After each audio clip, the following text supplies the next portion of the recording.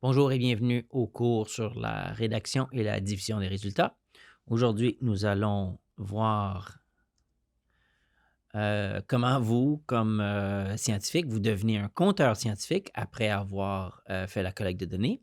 Alors, on va voir, on va parler de la forme que prend votre histoire scientifique. On va parler du fond de votre histoire scientifique et on va aussi parler de comment ou quelles stratégies qu'on peut utiliser pour construire son histoire scientifique. Et puis finalement, on va brièvement aborder la question de déontologie du conteur scientifique, c'est-à-dire la fraude dans la science, ainsi de suite.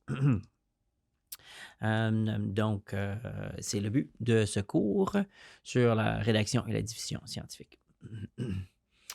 Hum, donc, après avoir fait votre collecte de données et puis après avoir fait vos analyses de données, après avoir passé à travers de toutes ces composantes et puis voir si vos hypothèses sont confirmées ou infirmées, c'est à ce stade où vous devenez une conteuse ou un conteur d'une histoire. Alors, vous devez raconter, vous devez diffuser l'histoire de vos données ou de votre hypothèse. Alors, c'est ici où ça devient beaucoup plus créatif, ça devient beaucoup plus, pas subjectif, mais dirons que c'est libre à son style, à son propre style, parce que les démarches scientifiques sont relativement rigoureuses. Il y a une bonne recette, comme on vient de voir dans tous les autres cours qu'on a déjà vus. Il y a des concepts assez de base qu'on applique pour la démarche scientifique. Lorsque vient le temps de raconter son histoire, c'est là où on peut rajouter son propre style et puis sa propre saveur, disons, sa propre créativité au contexte. Alors, après avoir créé des connaissances, il faut raconter son histoire. Il faut diffuser, il faut dire ce qu'on a fait, puis pourquoi ce qu'on a fait. Et puis aussi, surtout, on doit essayer de, pas nécessairement convaincre le lecteur, mais au moins aborder un argument logique pour présenter le but de notre leçon, le but de notre message, puis au moins livrer un message qui est relativement clair. Comme tout principe en marketing ou en bonne communication, on veut d'abord identifier le message qu'on veut livrer pour ensuite, là, le rendre le plus clair possible à travers de tout le processus. Donc, nous allons aujourd'hui parler de la forme d'un article scientifique, surtout de l'article scientifique, mais aussi on va parler aussi des autres modalités de diffusion scientifique. On va parler de la forme. Après avoir parlé de la forme, on va voir le fond. Et puis, qu'est-ce qu'on met dans quel panier ou qu'est-ce qu'on met dans quelle section de la forme. Et puis, finalement, on va parler des différentes stratégies pour construire l'histoire.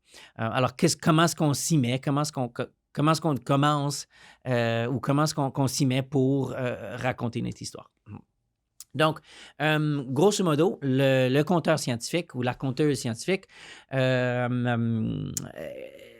comme but de diffuser les résultats, diffuser son message, diffuser la conclusion de son hypothèse ou de ses études ou de son étude. Donc, c'est une étape qui est assez importante pour contribuer à l'accumulation des connaissances dans la science. Donc, l'objectif de la diffusion des résultats sont premièrement d'informer la communauté scientifique de nos résultats, soit d'une réplication, soit d'un nouveau résultat, soit de l'absence de réplication, soit de l'absence de résultat. Alors, de plus en plus, la communauté scientifique accepte qu'on parle de l'absence de résultats. Alors, si on essaye de répliquer un résultat qui est assez rigoureux et qui est assez fiable, on peut, et puis qu'on ne réplique pas le résultat, bien là, la communauté scientifique permet de soumettre un article qui a des résultats qui n'a pas de résultats ou qui a l'absence de résultats. Et puis, ça émane de cette crise de réplication en sciences, surtout en psychologie, qui émane depuis disons, les années 2005 à 2008. On a eu une grosse crise en psychologie où la majorité des articles qui avaient été publiés dans les dernières 30 années, disons que c'était difficile de répliquer les résultats, c'était difficile de répliquer les effets. Et donc, on se questionnait par rapport à ben, si ce qu'on publiait était vraiment vrai puis était réel.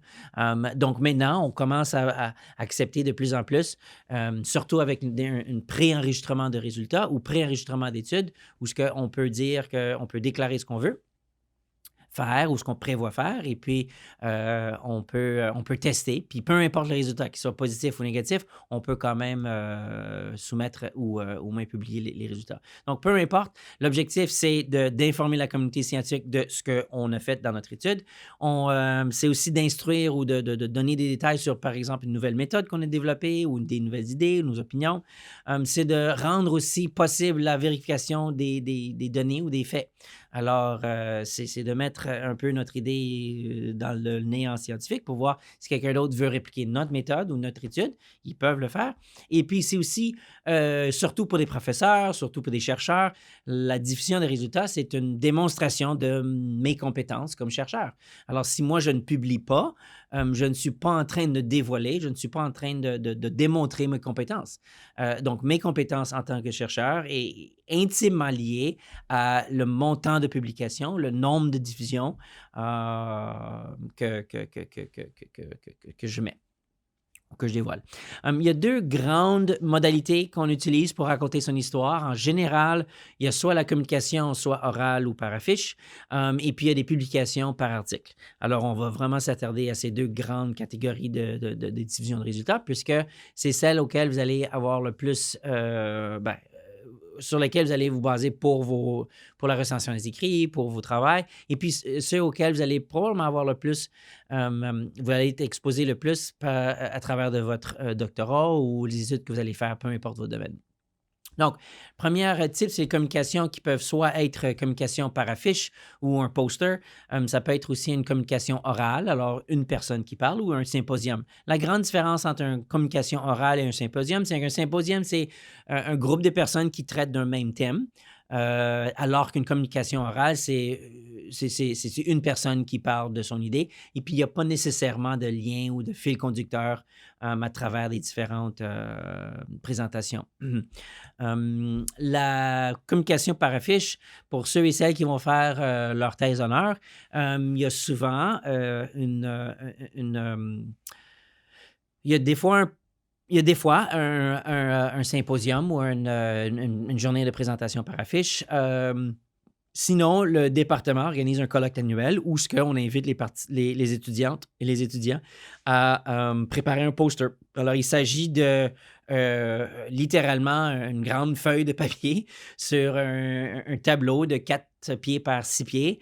Et puis, souvent, ce qui arrive, c'est que chaque séance d'affiche, de présentation par affiche à un congrès, par exemple, va être assignée une plage horaire. Alors, tu sais, les vendredis après-midi, de 3 heures ou de 15 heures à 17 heures, il va y avoir la séance d'affiche 1.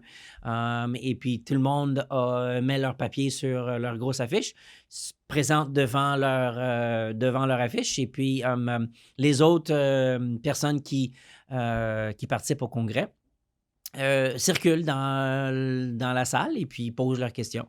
C'est une manière, l'avantage de poster, c'est vraiment, c'est souvent les plus nouvelles recherches. Alors, c'est relativement facile de préparer un poster, une affiche, et puis on peut présenter les toutes nouvelles recherches. Alors souvent, les étudiants, doctorants vont présenter leur affiche sous forme de poster puisque c'est les plus récentes et puis c'est la plus, c'est celles qui viennent de faire faire.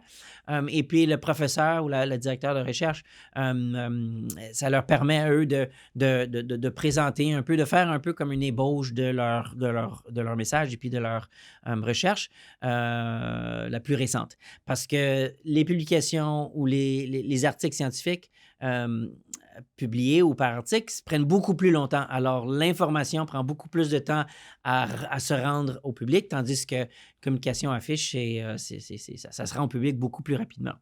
Le point d'une affiche, c'est clairement qu'elle soit relativement claire et concise. Ici, c'est un exemple d'une des affiches de ma doctorante, qu'elle a présenté à un congrès. un vrai congrès ici à Montréal. Vous allez voir que, en principe, les composants d'une affiche, c'est l'introduction, les objectifs, la méthode, les résultats et puis une conclusion. Alors, le plus possible, on essaie de le faire un peu en point de forme. On essaie de mettre des images là où ce qu'on peut mettre des images parce qu'on ne veut pas que ça soit trop lourd. Mais ça vous donne une impression ou ça vous donne un exemple de quoi aurait l'air une affiche. Il n'y a pas vraiment de recette unanime pour les affiches, mais en principe, on veut alléger le texte et puis avoir le plus de visuels possible, surtout pour les résultats. Et puis, libre à vous d'utiliser les couleurs et puis le style que vous voulez parce que c'est là où ce que votre créativité puis vos compétences en design graphique vous seront utiles. La communication orale est essentiellement une version orale des recherches. Alors, c'est souvent le premier auteur qui va effectuer la présentation. Alors, il peut y avoir plusieurs co-auteurs sur une présentation orale, mais c'est seulement la première personne ou la co-auteur principale qui va réellement faire ou présenter la présentation orale. La communication orale dure en général entre 10 à 20 minutes, dépendamment des congrès. Et puis, c'est c'est clair que c'est plus stressant qu'une présentation par affiche. Et puis, ça nécessite la prochaine étape. Alors, on commence souvent avec la présentation par affiche. Ensuite, la deuxième étape, c'est on se fait inviter ou on fait une demande pour la communication orale qui est un peu plus sérieuse et puis un peu plus, qui donne un auditoire un peu plus élargi. Symposium, comme j'ai déjà mentionné, c'est simplement plusieurs auteurs ou plusieurs présentations qui collent d'un thème. Alors, par exemple, on a un symposium sur la motivation en contexte scolaire et puis on a 4 présentatrices qui portent, dont chacune des présentations porte sur ce thème-là. La publication est de loin celle qu'on vise le plus, pas qu'on vise le plus, mais celle qu'on souhaite accéder, puisque ça nous permet vraiment de documenter toutes les informations. Ici, c'est aussi celle qui nous donne peut-être le plus de reconnaissance, ou en tout cas, c'est elle qui donne beaucoup de reconnaissance. Donc, la communication publiée ou la publication écrite, c'est celle qui fournit de l'information beaucoup plus détaillée que la présentation orale et le poster. Alors, on décrit vraiment en détail exactement ce que la méthode qu'on a utilisée. Et puis, elle est aussi disponible en tout temps. Alors, si on n'assiste pas au congrès, bien, on ne peut pas écouter la présentation orale et donc, on n'a plus accès à la présentation orale, même un peu comme la présentation, la communication par affiche. Si on n'est pas au congrès, on ne voit pas la communication par affiche et donc, c'est difficile d'accès. Alors que publication par article, bien, une fois que c'est publié, elle existe. Elle a un DOI, un Digital Object Identification, que vous allez voir sur les références, où cet article va exister. Je ne sais pas si ça va exister à l'éternum, mais ça va exister. C'est accessible et puis c'est accessible pour tout le monde presque en tout temps. Donc, il y a 3 grands types de publications. Il y a des articles par synthèse qui consistent soit d'une analyse critique de la documentation, par exemple une revue de littérature sur un thème X, ou ça peut être des méta-analyses. Alors, on va faire une analyse de plusieurs études sur un même thème, puis on va synthétiser les résultats de les différentes analyses ou les différentes études. Il y a les articles théoriques où on présente aucune ou très peu de résultats empiriques, mais c'est plus comme, on propose une nouvelle théorie ou l'adaptation d'une théorie. C'est vraiment une description de la pensée ou de la structure d'une théorie. Finalement, on a les articles empiriques qui sont celles auxquelles vous avez probablement vous êtes le plus familier parce que c'est celle que vous utilisez pour vos recensions des écrits. Donc, c'est la description des études empiriques et puis c'est celles qui sont les plus populaires, disons. La majorité des revues en psychologie utilisent les normes de publication du American Psychological Association. Comme j'ai déjà mentionné, le APA régit le fond et puis la forme des articles. Alors, c'est essentiellement une manière qu'on s'entend tous sur quand mettre des virgules, quand mettre des italiques, comment, ou quel style est-ce qu'on utilise pour le titre, le sous-titre, ainsi de suite. C'est simplement pour standardiser, pour qu'à chaque fois que on reçoit un manuscrit ou à chaque fois qu'on lit ou qu'on écrit quelque chose, tout le monde utilise le même formatage dans la préparation d'un document. Comme j'ai mentionné déjà dans le passé, on ne passe pas à travers du style APA, mais il y a des excellents outils en ligne qui vous permettent qui décrivent très bien les formes, puis donnent des cheat sheets, des cours, des informations sur les composantes importantes de la forme des normes APA. Donc, c'est ça. C'est vraiment la norme. C'est un peu gossant parce que c'est vraiment c'est très strict, mais une fois qu'on apprend la forme, ben là, c'est fait et puis on utilise la forme pour continuer. Le fond de l'histoire ou le fond de vos publications. Donc, on vient de voir un peu quelle forme qu'elle peut prendre, puis comment est-ce qu'on peut diffuser nos résultats. Maintenant, qu'est-ce qu'on met dans le résultat ou qu'est-ce qu'on met dans la diffusion de notre histoire? Alors, l'histoire scientifique qu'on raconte consiste en la raison d'être, c'est-à-dire le pourquoi de ce qu'on a fait, ce qu'on a fait. Ça consiste aussi de l'objectif, ce qu'on a voulu démontrer ou notre hypothèse. Ça consiste en la démarche, alors c'est-à-dire comment on propose de démontrer ou notre méthode scientifique ou une méthode d'étude. Et puis finalement, pas finalement, les résultats, alors ce qu'on a trouvé à travers de notre méthode. Puis finalement, on finit avec notre leçon. Alors, c'est un peu comme, c'est quoi la morale de l'histoire ou c'est quoi le message que je veux que le lecteur, la lectrice retienne de mon expérience et puis l'étude que je viens de mener. Alors, ces 5 composantes-là vont être davantage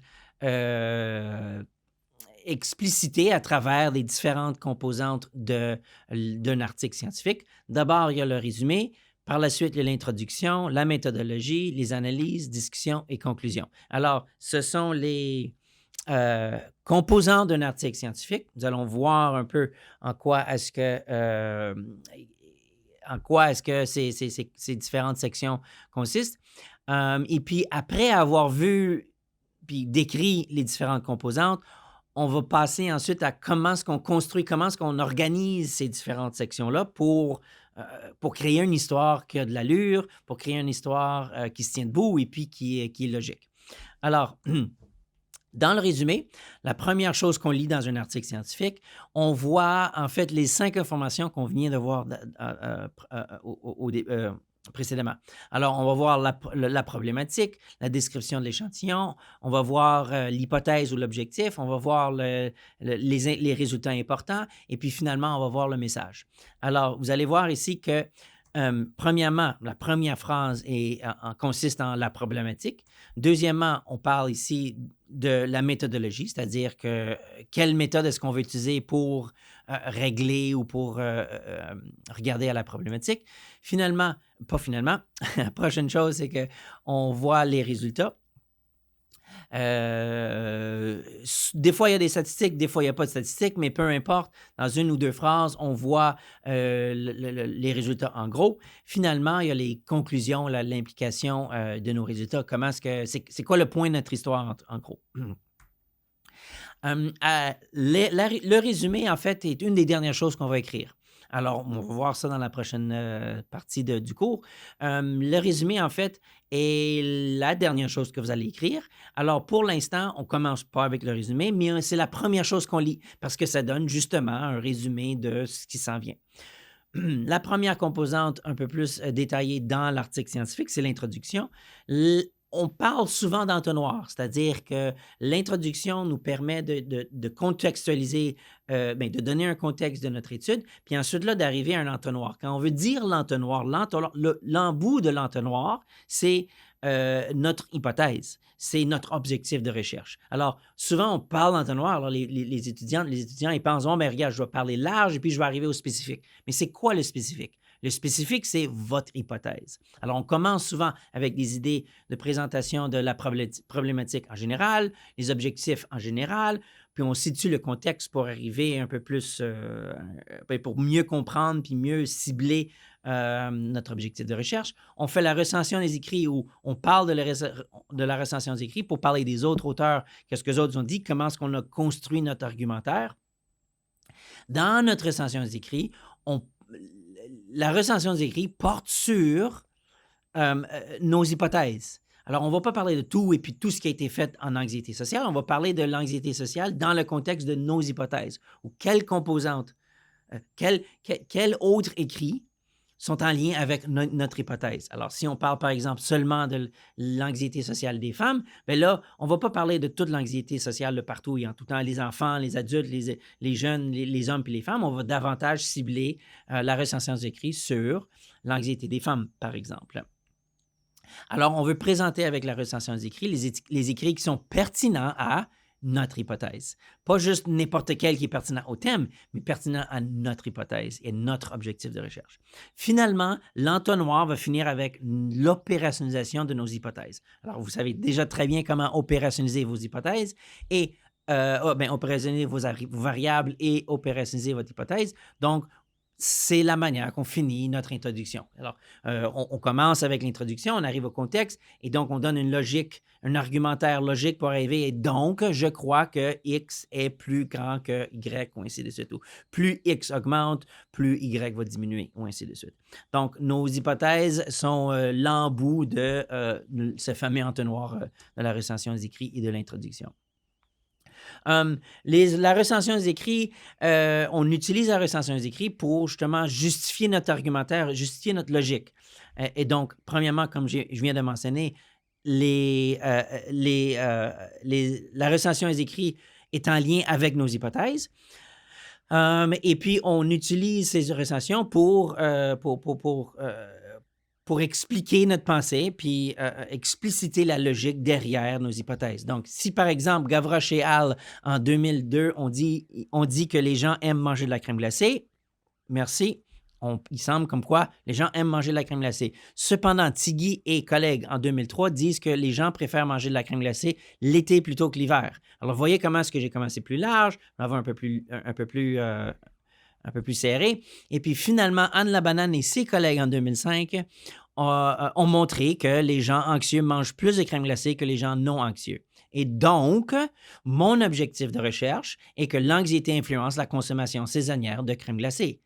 Ce qui donne lieu à mon hypothèse, qui est les gens anxieux mangent plus de crème glacée l'été que pendant l'hiver. Alors, c'est un exemple banal, vous comprenez, mais si vous regardez très spécifiquement, ça a été ordonnancé de manière très logique pour aller de large à plus spécifique à plus spécifique. L'argumentaire de chaque auteur donne plus de détails par rapport à notre objectif de recherche pour arriver à l'objectif de recherche est X et mon hypothèse est clairement celle que je viens de décrire. Alors, une des grandes confusions que les étudiantes et les étudiants ont par rapport à la recension des écrits, c'est qu'ils disent que, mais regarde, la recension, c'est tout ce qui a été fait sur l'estime de soi, tout ce qui a été fait sur la jalousie, tout ce qui a été fait sur l'attachement. Non, ce n'est pas un résumé de tout ce qui est fait sur le thème. C'est quelles sont les autres études empiriques qui ont été menées qui vous aident, vous, à comprendre et créer une logique pour vos objectifs de recherche. Donc, comment est-ce qu'on apprend des autres pour soit justifier nos hypothèses ou tester nos hypothèses ou dire, regarde, si Tigui a montré ça, mais moi, je vais montrer quelque chose, puis je pense qu'il y a quelque chose, la réalité est en fait opposée, alors je veux tester l'idée à Tigui. Alors, ce n'est pas un résumé de tous les autres écrits sur le thème, c'est vraiment une utilisation des résultats des autres études pour créer un argumentaire logique à nous.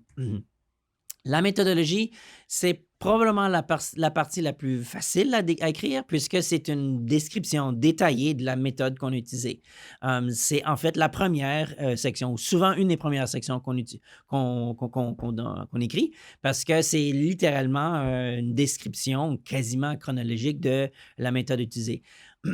Les composantes à l'intérieur de la méthodologie sont souvent, presque tout le temps, on va parler des participants. Alors, combien de participants? Qui étaient les participants? Comment est-ce qu'on les a recrutés?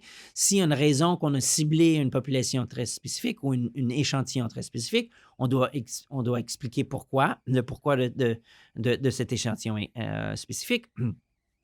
Après avoir parlé des participants, on va décrire les instruments de mesure, le matériel. Si on a utilisé des photos, pourquoi est-ce que c'est cette photo-là? Pourquoi est-ce que c'est ce genre de photo-là? Si c'est des mesures, les mesures qu'on va utiliser, on va décrire et puis on va clairement déclarer quelles mesures d'estimation on a utilisées, c'est quoi la référence, et ainsi de suite, d'où viennent les stimuli si on utilise des stimuli, et ainsi de suite. Après avoir identifier ou décrire les instruments de mesure, on va avoir une partie procédure qui décrit chronologiquement du début à la fin ce que le participant, ça serait quoi, comment est-ce que le participant aurait passé à travers de l'étude. La raison pour laquelle on veut donner suffisamment de détails dans cette période, dans cette section-là, c'est pour que quelqu'un d'autre puisse, premièrement, utiliser les mêmes outils et la même procédure pour la répliquer à son tour. L'objectif, vraiment, dans la méthodologie, c'est que quelqu'un puisse prendre l'article et puis être capable de soit aller chercher les mêmes échelles, mêmes mesures, mêmes sondages, ou utiliser les mêmes stimuli et puis répliquer la même procédure pour que cette personne puisse répliquer l'étude si elle souhaite répliquer l'étude. Par la suite, il y a la composante résultat. On ne voit pas les composantes d'analyse statistique dans ce cours. Vous allez voir dans d'autres cours de statistique. Mais ici, on présente les résultats de nos analyses statistiques en lien avec nos hypothèses. C'est toujours en lien avec nos hypothèses. Alors, on commence avec nos hypothèses pour voir quelles étaient nos hypothèses. Et puis là, on parle de... là, on voit est-ce que nos hypothèses sont infirmées, confirmées, ainsi de suite. Souvent, on va voir, des fois, on va voir une composante de résultats préliminaires ou analyse préliminaire. Il s'agit peut-être que s'il y a une procédure, une validation, disons que j'utilise un nouveau stimuli de vidéo, une nouvelle vidéo qui est censée éliciter des sentiments de peur, par exemple. Bien là, je pourrais peut-être dans mes analyses, montrer qu'effectivement, les personnes qui ont vu la vidéo ont rapporté se sentir plus épeurées après avoir vu ce vidéo-là que le vidéo contrôle qui était une vidéo de chat qui danse dans la rue. Alors, c'est un peu comme la validation que le vidéo a fait ce que j'ai voulu faire ou ce que je pensais voulait faire, et puis c'est ce qu'on référait dans le cours qu'on avait vu, j'oublie lequel, là, mais c'était la validation de la manipulation.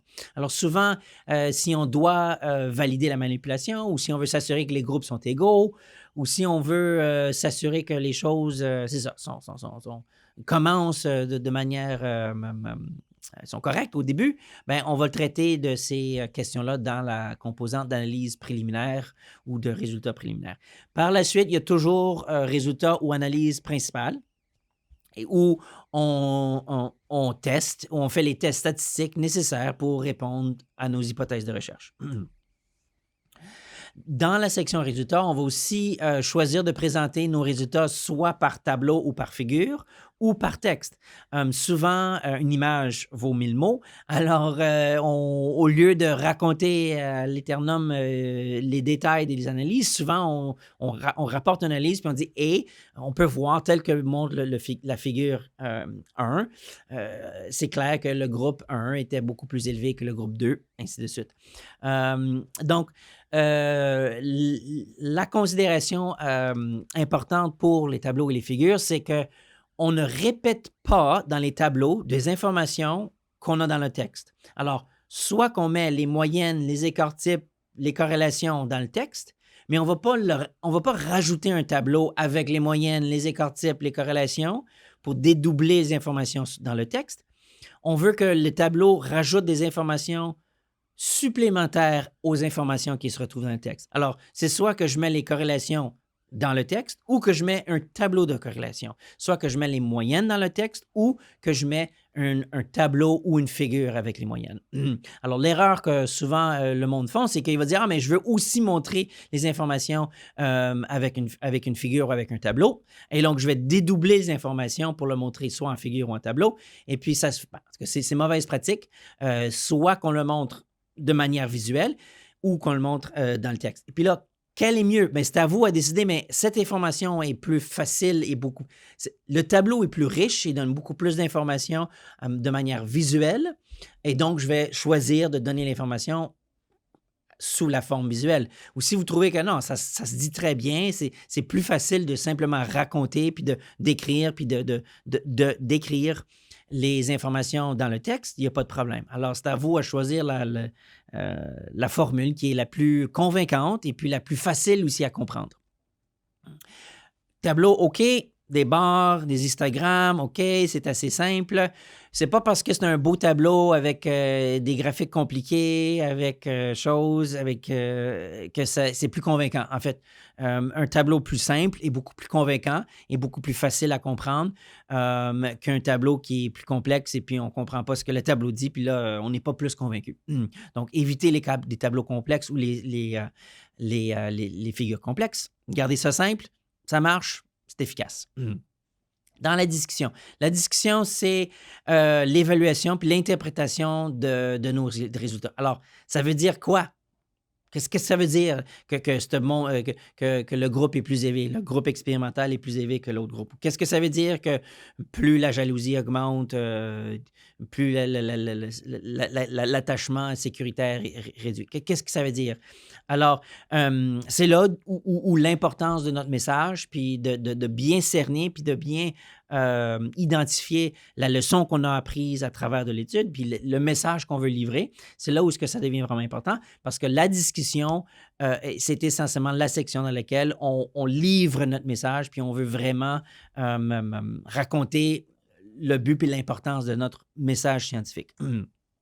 Dans la discussion, le premier paragraphe, comme j'ai déjà mentionné dans la décortication d'un article scientifique, une bonne stratégie d'écriture puis une bonne recette à utiliser pour l'article scientifique, c'est le premier paragraphe de l'article scientifique ou le premier paragraphe de la discussion, c'est de reprendre les hypothèses puis de voir si nos hypothèses ont été infirmées ou confirmées. C'est-à-dire que le premier message est X, la première chose que j'ai appris, c'est X, la deuxième chose que j'ai appris, c'est Y, ainsi de suite.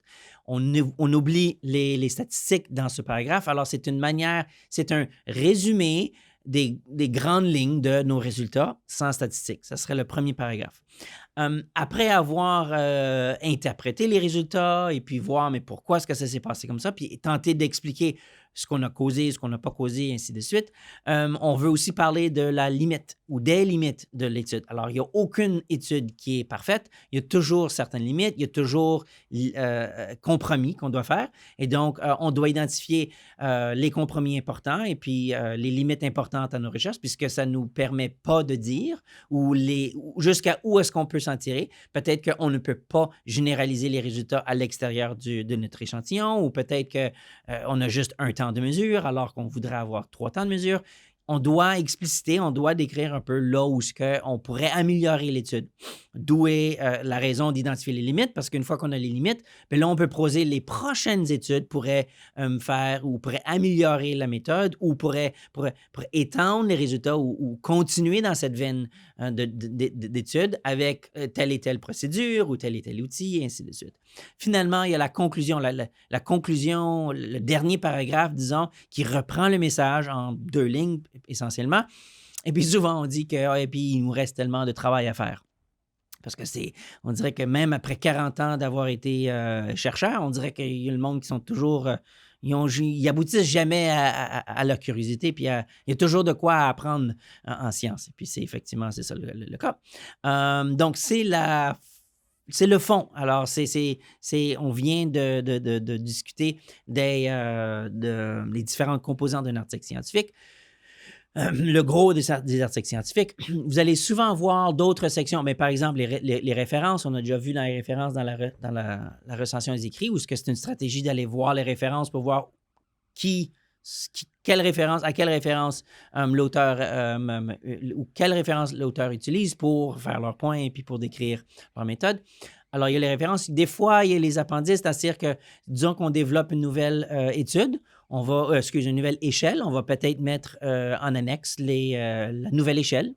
Et puis, il va souvent avoir des notes d'auteur. Alors, c'est-à-dire que, si l'auteur a des notes ou des il y a des footnotes, on va trouver dans les autres sections. Hum, donc, c'est la forme que prend les articles scientifiques. On va changer de direction un tout petit peu à ce point et puis parler de la déontologie de la publication. En principe, comme chercheur, on est tenu à ne pas inventer les données. Croyez-le, il y a du monde qui invente les données, qui font de la fraude scientifique, dans le sens que ils ont littéralement fabriqué des données, ils ont inventé, c'est ça, ils ont fait la fabrication scientifique pour faire à croire que les résultats sont, qu'ils ont trouvé des résultats positifs alors que c'est totalement fabriqué. Et puis aussi pour livrer un message qu'ils voulaient livrer.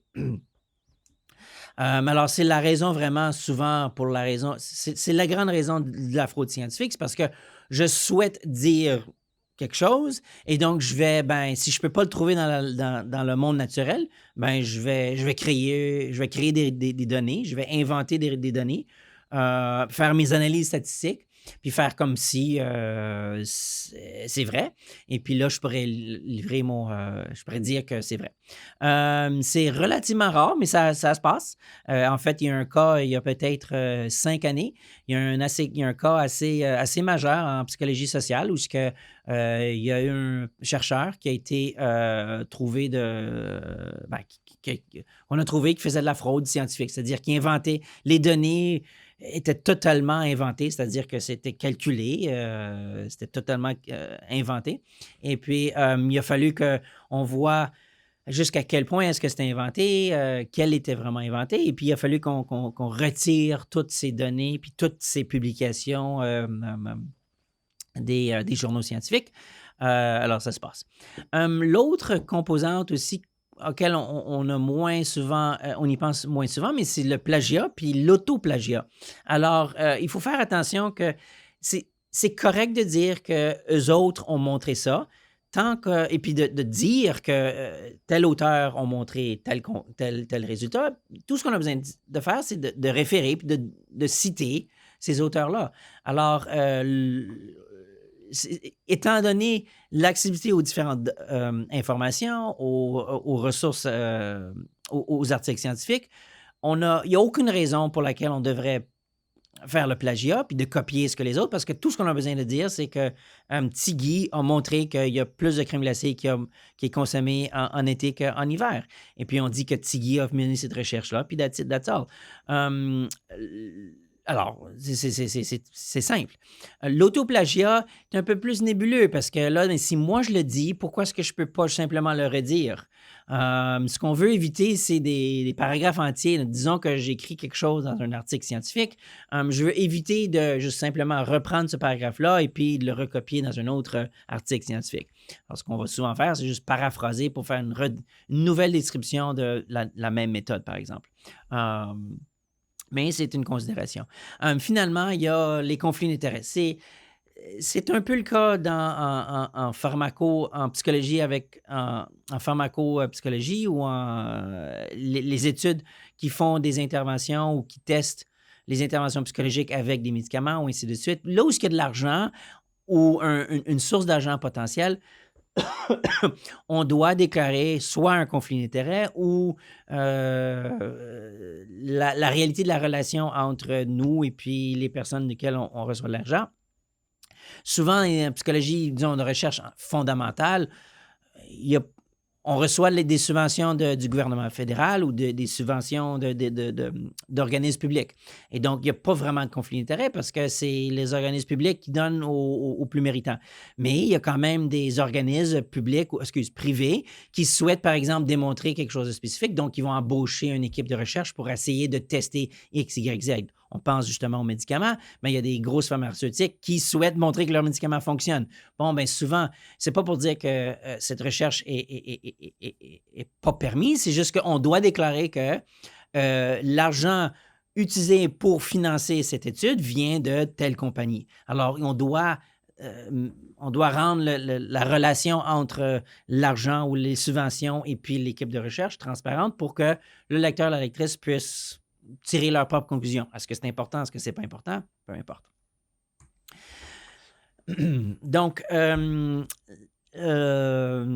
a parlé du fond de quoi a l'air ou de la forme, du fond de l'histoire scientifique. Là, on va finalement parler de comment construire son histoire scientifique. Alors, malgré le fait que je vous ai décrit en ordre, disons, de pages, un article scientifique sur la première page, on verrait le résumé. La première chose que je verrais, ce serait le titre, ensuite le résumé, et ainsi de suite. L'introduction, la méthodologie, les résultats, la discussion, les références. Alors, je vous ai décrit l'ordre dans lequel apparaissent les informations dans un article scientifique. Cependant, l'ordre dans lequel on va écrire les différentes sections n'est pas dans cette même ordre. C'est-à-dire que la première chose qu'on va faire, c'est en fait soit la composante méthodologie, parce que c'est relativement facile, mais la deuxième composante va être la deuxième section va être les résultats. Les résultats donnent lieu à notre message. Alors, c'est-à-dire que pourquoi est-ce qu'on fait ce qu'on fait? Bien, les résultats vont nous dire, pas le pourquoi, mais à quoi on est abouti. Bien, les résultats, c'est la section qui nous permet de conclure ou d'arriver un peu à la conclusion à notre message. Ce qu'on a appris de tout ce processus, c'est X. Alors, après avoir mené l'étude, après avoir analysé les données, ainsi de suite, donné un sens aux données, interprété les données, la première chose qu'on veut établir, c'est quoi notre message? C'est quoi notre point? Si j'avais à décrire à ma grand-mère le point majeur de cet article est, deux petits points, mais c'est quoi cette phrase-là? Là?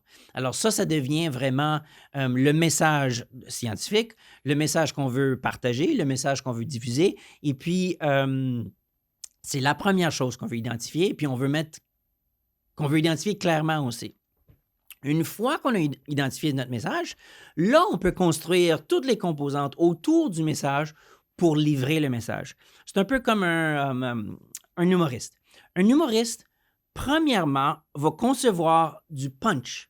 Il va concevoir de la fin de l'histoire. Il ne va pas commencer à concevoir d'une blague en commençant par le début pour ensuite finir à concevoir la fin.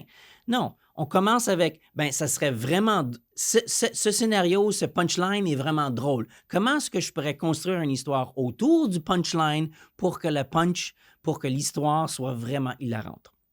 C'est exactement la même chose en science, sauf que c'est moins drôle, c'est un peu plus stérile, mais en tout cas, c'est le même processus dans le sens qu'on commence avec l'histoire, avec notre message, pour dire comment est-ce que je peux arriver à livrer le message, à convaincre les lecteurs, lectrices à comprendre mon message. Donc, toutes les composantes de l'article, que ce soit le résumé, la méthodologie, les hypothèses, toute la conclusion, doit être en lien avec notre message, les résultats, la conclusion de nos résultats. Donc, avant même d'avoir fait l'introduction, la recension des écrits, on veut avoir clairement défini c'est quoi notre message. Pourquoi? Parce que l'entonnoir va arriver à l'hypothèse qui est en lien avec notre message. Si on doit modifier un peu une hypothèse pour qu'elle soit mieux en lien ou plus clairement en lien avec notre histoire, ouais, c'est correct, il n'y a pas de gros problème avec ça. Alors, toutes les autres sections, les sections de l'introduction, par exemple, l'entonnoir, les hypothèses vont être directement en lien avec les résultats et puis avec nos analyses. La méthodologie, en fait, est-ce que je raconte, comment est-ce que je raconte ou comment est-ce que je décris la méthodologie? La méthodologie va être décrite par rapport à ce qui est important à savoir pour comprendre le message. Même chose avec les résultats. Les résultats, on a mené les analyses. Et puis finalement, après qu'on a écrit la description, qui est l'interprétation des résultats et puis qui donne un sens à nos résultats puis à notre message, après avoir tout écrit la discussion, c'est là où on revient pour écrire le résumé. Alors, le résumé est en fait la dernière chose qu'on va écrire qui donne un peu l'enveloppe, c'est le résumé exécutif de ce qui s'en vient. Ce qui nous permet ce qui donnait c'est ça, ce qui donne une version très raccourcie de pourquoi, comment est-ce que j'ai fait, à quoi je vais aboutir, et puis surtout, dans le résumé, on va trouver c'est quoi le message, c'est quoi que je veux livrer comme histoire. Donc, pour votre travail d'écrit, c'est important de voir, d'identifier pourquoi est-ce que vous faites ce que vous faites, identifier vos hypothèses que vous avez déjà faites ou que vous êtes continuellement en train de faire une mise à jour. Le comment, vous pouvez déjà commencer à voir qu'est-ce qu'on a fait à date, comment est-ce qu'on va avoir, qu'est-ce qu'on va avoir fait pour arriver à vous donner. Les résultats, on va pas avoir de résultats. On va avoir des résultats, mais vous n'allez pas nécessairement avoir à décrire les analyses. Alors, pour votre travail d'écrit, on va vous dire un peu quels résultats, quelles statistiques mentionner, mais ce que vous allez devoir faire, c'est donner un sens à ces résultats ou donner un sens donner un sens à ces résultats, donner un sens à ces analyses pour arriver à, notre message, c'est que, en fait, la corrélation est soit tout à fait positive, et puis on comprend bien la corrélation, ou il n'y a pas de corrélation, et puis on est confus, et puis il faudrait refaire l'étude, ou la corrélation est à l'opposé de ce qu'on pensait, et puis on pense qu'on sait pourquoi. Alors, votre message va dépendre des résultats, et puis de l'interprétation de vos résultats. Puis une fois que vous avez votre message, là, vous pouvez retourner pour construire le reste de l'enveloppe de votre histoire, comme on fait pour une blague, ou comme un humoriste le fait pour ses blagues. Donc, j'espère que ça vous donne un aperçu sur des différentes composantes de la diffusion des articles scientifiques.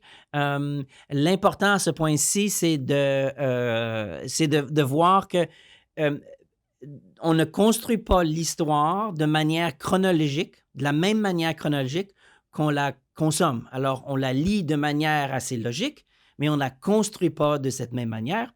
Et puis, une fois qu'on a fait la collecte de données, une fois qu'on a fait les résultats de l'analyse de vos hypothèses ou l'analyse statistique, on va arriver à votre message, votre conclusion. Une fois que vous avez votre message, une fois que vous avez votre conclusion, c'est là où vous pouvez commencer à concevoir comment vous allez raconter l'histoire que vous voulez raconter. Sur ce, on se voit la semaine prochaine. Bye.